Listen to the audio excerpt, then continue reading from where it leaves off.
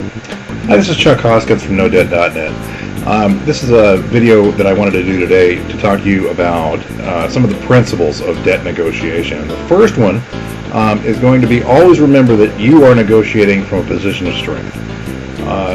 Debt collectors will try to be intimidating, and they will try to be forceful, and they will try to assert themselves.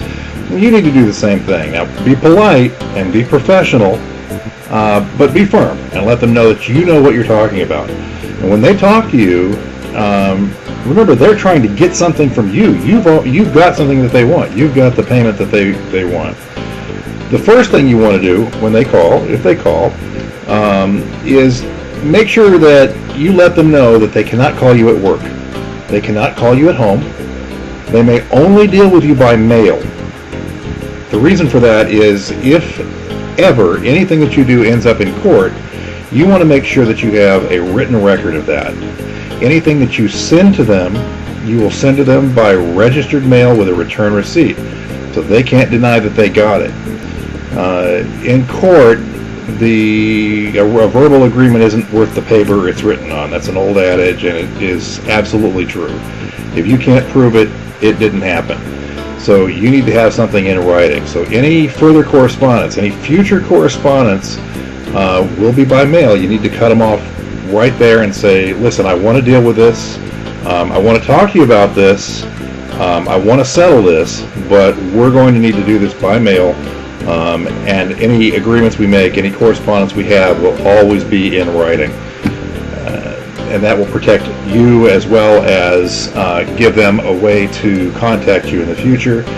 You don't want to cut them off. A lot of people will just say, tell them not to contact you at all, don't contact you at home, don't contact you at work.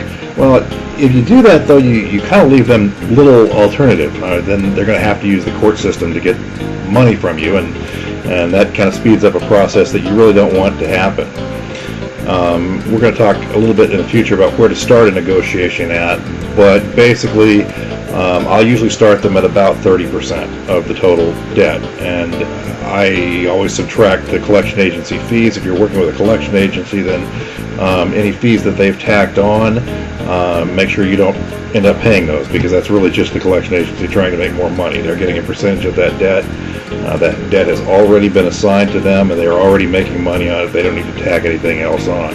Why are you going to start at 30%? Well, quite honestly, they're going to say no. It's going to be an emphatic, absolutely not, no possible way. It ain't going to happen. So, but what you're trying to do is buy yourself a little bit of time to build up some cash to make sure that you can pay that debt off. So while these letters are going back and forth, and you're trying to get your settlement amount down, you're going to be trying to build up a little bit of cash reserve so that you can pay these things off at the lowest possible settlement. And you want to start low, and they're just going to come back with a counteroffer. And if they don't, then you're going to have to encourage them to come back with a counteroffer. And I'll cover that a little bit more in the next video. You guys have a great day.